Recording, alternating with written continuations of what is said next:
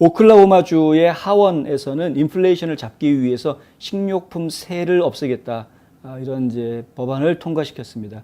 그 법안을 통과시키게 된 배경은 오클라호마의 주지사이죠. 지금 사진에 보시는 케빈 스티트라는 주지사가 올 초에 국정연설을 하면서 이런 그 세제 개혁 부분에 대한 요청을 의회에다가 한 그 효과로 지금 이야기가 되고 있습니다. 개인 소득세율을 2022년 회계연도부터는 2년 동안 4.75에서 4.5%로 낮추고 또 2023년 회계연도부터는 4.25%로 아예 그냥 영구 고착하는 개인 소득세율을 그렇게 하게 낮추겠다. 지금 이 얘기가 지금 의회에서 진행이 되고 있다고 하는데요. 세율을 낮춘다라는 것이 상당히 중요한 의미를 갖는 겁니다. 이것은 결국은 열심히 일한 사람이 그만큼 더 많이 가져갈 수 있게 보장해 준다라는 어떤 하나의 시스템이 되어주는 것이고요. 시장이 자율경쟁 체제를 보장해 주는 것이죠. 그래서 열심히 일하고 뛰어난 능력을 보여준 사람들이 더 많이 가져갈 수 있게끔 해주는. 물론 그 안에서 뭐 담합이라든가 혹은 뭐 독과점이라든가 이런 부조리한 문제들이 생길 수 있습니다. 근데 그런 부분들을 통제하는 또 다른 시스템으로 통제를 해야 하는 것이고요. 기본적으로는 정부가 국민들한테 지나치게 많이 돈을 걷어들여 가지고 정부가 자꾸 많은 일을 하려고 하는 그것은 좀 저희가 주의해야 된다.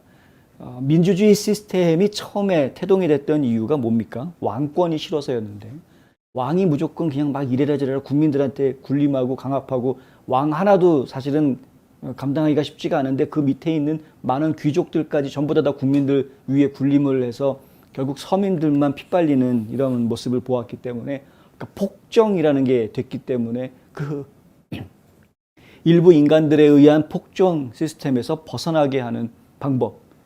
그래서 누군가가 절대적인 권력을 가지지 못하게 하기 위해서 미국의 민주주의 시스템은 삼권 분립을 이야기했던 것이었고요. 한국도 비슷한 모델을 가지고 지금 민주주의 시스템을 운영을 하고 있긴 합니다만은, 하지만 이제 한국은 조금 더 대통령 중심제를 가지고 있으니까 어쨌든 간에 뭐 요즘은 한국이 또 많이 지방 분산화되어 있는 것이 사실이긴 합니다만, 근데 결국에는 미국의 민주주의 시스템의 핵심은 어느 누구도 절대적인 힘을 갖지 못하게 하는 것입니다. 서로가 서로를 견제하는 시스템을 만들어 놓은 것이고요.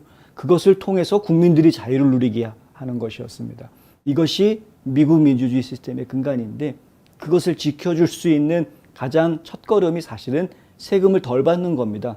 정부가 세금을 덜 받으면 덜 받을수록 규제도 사라지는 것이고, 정부가 국민들의 삶에 간섭하는 것도 점점 줄일 수 있는 것이고요. 그런데 정부가 돈을 많이 걷어가면 걷어갈수록 정부는 국민들 삶에 자꾸 끼어들게 되고 간섭하려고 하고 이렇게 되는 것이죠. 어쨌든 오클라호마주에서 식료품세를 이렇게 안 받기로 결의한 부분은, 이게 이제 다른 주들한테 어떤 영향을 주게 될지 저희가 좀 지켜봐야 할 문제인 것 같다. 예를 들어서 지금 조지아주 같은 경우에는 가스세를 없애버렸죠. 완전히 없앤 건 물론 아닙니다만 일시적인 기간 동안 주 정부의 가스세를 안 받겠다. 그래서 지금 조지아주가 전국에서 가장 가스값이 싼 주가 되어져 있는데, 마찬가지로 오클라호마에서도 이러한 식료품세를 줄이는 노력이, 물론 이게 일시적일 수도 있고 영구적일 수도 있겠습니다만 아직 상원의 결정이 안 났습니다. 주 상원에서 어떻게 결정할지는 봐야 되지만, 하지만은 일단은 오클라호마의 이러한 노력들이 다른 주한테 어떤 영감을 줄 수가 있다는 것이죠. 물론 이제 식료품세는 주별로 차이가 있긴 하지만은 다른 상품 판매세, 소비세 이런 거에 비하면은 상당히 작은 숫자이긴 합니다.